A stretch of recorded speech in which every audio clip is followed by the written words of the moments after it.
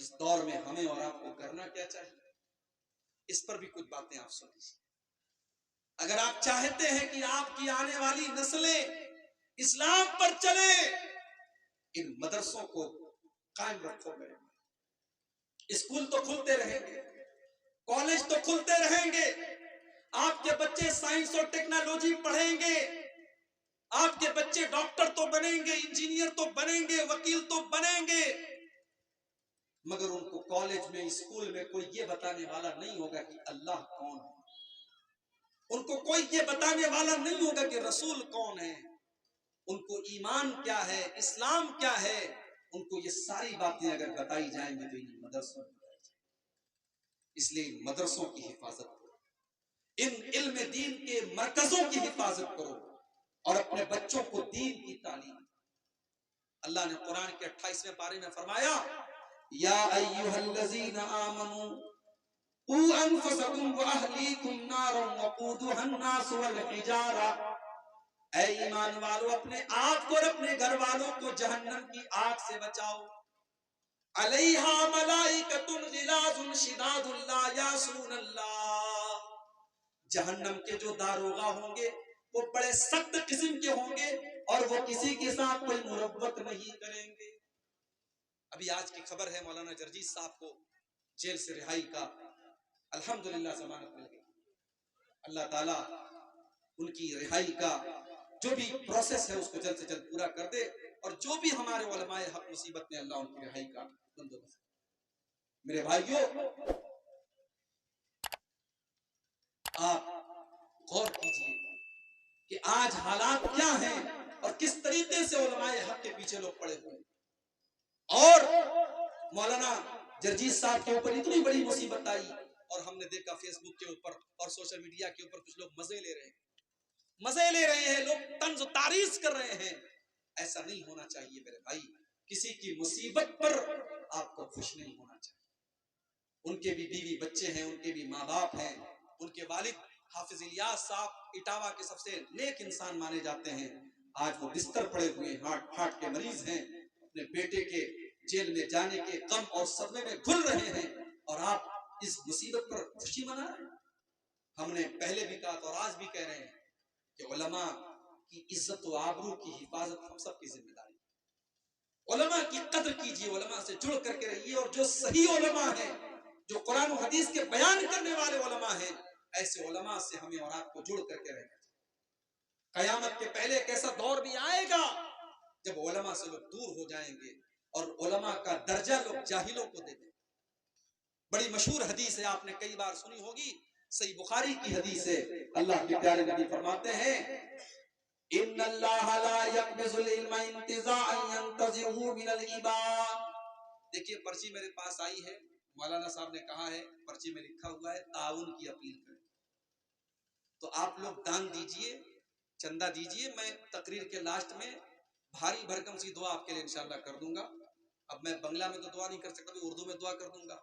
اللہ تعالیٰ آپ کو جنت الفردوس میں جگہ عطا فرمائے، اور جو بھی لوگ تعاون کیے ہیں یا کریں گے اللہ تعالیٰ ان کے تعاون کو قبول کرے۔ میں انشاءاللہ ان کے حق میں دعا کروں گا۔ آپ جانے کے پہلے یہ کام کر کے جائیں گے، آپ کے جیب میں جو کچھ بھی آپ یہاں خالی کر کے جائیں گے یہ آپ وعدہ کر کے جائیے یہاں سے۔ تو اللہ کے نبی فرما رہے کہ اللہ تبارک و تعالیٰ دنیا سے علم کو اچانک نہیں اٹھائے، ایسا نہیں کہ علم دنیا سے اچانک اٹھ جائے گا۔ علم کیسے اٹھے گا؟ وَلَٰكِن يَقْبِضُ الْعِلْمَ بِقَبْضِ الْعُلَمَاءِ، اللہ تعالیٰ علماء کو دنیا سے اٹھا لے گا، حَتَّىٰ إِذَا لَمْ يُبْقِ عَالِمًا، یہاں تک کہ جب کوئی عالم نہیں بچے گا، اتَّخَذَ النَّاسُ رُءُوسًا جُهَالًا، لوگ جاہلوں کو اپنا سردار بنا لیں گے، جاہلوں کو اپنا مفتی بنا لیں گے، جاہلوں سے تقریر کروائیں گے، لیلا مجنوں کی کہانیاں اسٹیج پر سنائی جائیں گی۔ آپ کے بنگال اور سیمانچل میں بہت سارے میں جانتا ہوں ایسے وقتاؤں کو جانتا ہوں، ایسے مقررین کو جانتا ہوں، پوری تقریر میں شاید قرآن کی کوئی ایک آیت پڑھتے ہوں، ان کا پورا وقت اور پوری تقریر ان کی فضول قصے کہانیوں پر مشتمل ہوتا ہے۔ یہ غلط ہے میرے پیارے ساتھ، اگر آپ نے اس کو کنٹرول نہیں کیا تو آنے والے وقتوں میں آپ اس جلسے کے اسٹیج پر ناچنے گانے والیوں کو بھی بلا ڈالیں۔ اگر آپ نے پبلک کی ڈیمانڈ کو دیکھا اور عوام کی ڈیمانڈ کو دیکھا تو آپ کے اسٹیج پر خوبصورت کپڑے پہن کر کے غزل پڑھنے والی شاعرہ بھی آ کر کے غزل پڑھے گی، دیکھ لیجئے گا۔ اور شروع ہو چکا ہے۔ اس سال سیمانچل کے کئی جلسوں میں نے سنا صاحب شاعر لوگ آ رہے ہیں۔ کہاں سے آ رہے ہیں؟ مئو سے آ رہے ہیں، لکھنؤ سے آ رہے ہیں۔ میں شاعروں کی عزت کرتا ہوں، میں بھی تھوڑی بہت شاعری کرتا ہوں، مگر آپ جلسے کو جلسہ رہنے دو بھائی۔ آپ مہنگے مہنگے نذرانے دے کر شاعروں کو بلا رہے ہیں، اور وہ شاعر کھڑا ہو کر کے لمبی چوڑی نعت پڑھ رہا ہے، اس میں آدھی باتیں صحیح آدھی باتیں غلط ہیں۔ پھر اسٹیج کا مطلب کیا رہ گیا میرے بھائی؟ اگر یہ اسٹیج اہل حدیث کا اسٹیج ہے تو اس اسٹیج کی ایک حرمت، اس کا ایک مقام ہونا چاہیے۔ اہل حدیث کے اسٹیج پر کوئی ایسی بات نہیں ہونی چاہیے جو قرآن حدیث سے ہٹ۔ اہل حدیث کے اسٹیج پر کوئی ایسی غزل، کوئی ایسی نظم، کوئی ایسی نعت نہیں ہونی چاہیے، پڑھی جانی چاہیے جو قرآن حدیث کے خلاف۔ آپ پیسے دے کر کے بڑے بڑے شاعروں کو بلا رہے ہیں۔ شاعر لوگوں کے بارے میں قرآن کہتا ہے وَالشُّعَرَاءُ يَتَّبِعُهُمُ الْغَاوُونَ، شاعروں کے پیچھے بیوقوف لوگ پڑھتے ہیں۔ شاعر لوگوں کی کوئی ان کی اپنی ایک الگ دنیا ہوتی ہے۔ آپ شاعروں کے لیے مشاعرہ ٹھیک ہے، جلسوں میں آپ شاعروں کو بلائیں گے معاملات خراب ہوں گے۔ اللہ کے نبی فرما رہے علماء کا مقام لوگ چاہیے، یہاں تک کہ جب علماء دنیا سے ختم ہو جائیں گے تو جاہلوں سے لوگ فتویٰ پوچھیں گے، وَسُئِلُوا فَأَفْتَوْا بِغَيْرِ عِلْمٍ، اور جب جاہلوں سے فتویٰ پوچھا جائے گا تو وہ بغیر نالج کے فتویٰ دیں گے، اور جب وہ غلط فتویٰ دیں گے فَضَلُّوا فَأَضَلُّوا، تو خود بھی گمراہ ہوں گے اور دوسروں کو بھی گمراہ کریں گے۔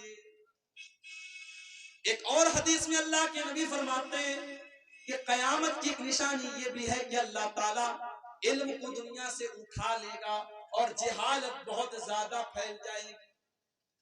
کشن گنج میں تو بڑے بڑے یونیورسٹیز اور بڑے بڑے کالجز کھل رہے ہیں، بنارس میں اتنے بڑے بڑے ادارے موجود ہیں، اسکول اور کالج تو برابر کھل رہے ہیں، مدرسوں کی بھی کوئی کمی نہیں ہے۔ تو پھر اللہ کے نبی کے کہنے کا کیا مطلب ہے کہ علم کو اٹھا لیا جائے گا؟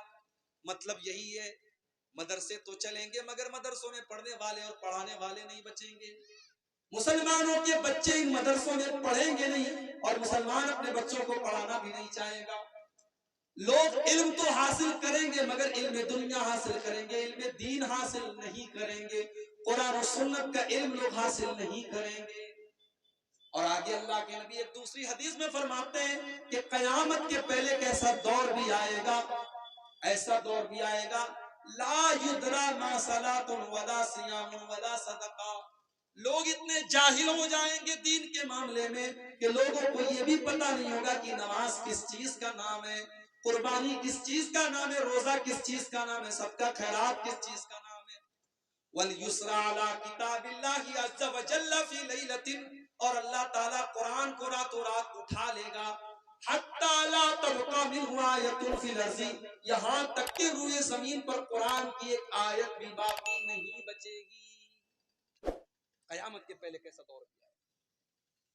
یہ آج قرآن آپ کے مدرسوں میں آپ کے گھروں میں رکھا ہے نا، اس کو پڑھا کرو میرے بھائی۔ یہ قرآن چومنے کی کتاب نہیں، قرآن پڑھنے کی کتاب، اور قرآن رٹو طوطے کی طرح پڑھنے کی کتاب نہیں ہے، قرآن سمجھ کے پڑھنے کی کتاب ہے۔ اگر ہم نے اپنی جوان بیٹیوں کو بتایا ہوتا، قرآن صحیح طریقے سے پڑھایا ہوتا، تو شاید آج ہماری لڑکیاں بے پردہ نہ گھومتی۔ جب انہوں نے قرآن کی اس آیت کو پڑھا ہوتا جس میں اللہ ان سے کہتا ہے کہ اے نبی اپنی بیٹیوں سے کہہ دو، اپنی بیویوں سے کہہ دو، اور تمام مسلمان عورتوں سے کہہ دو یدنین علیہن من جلابیبہن، کہ جب وہ گھر کے باہر نکلا کریں تو چادر میں نکلا کریں، جلباب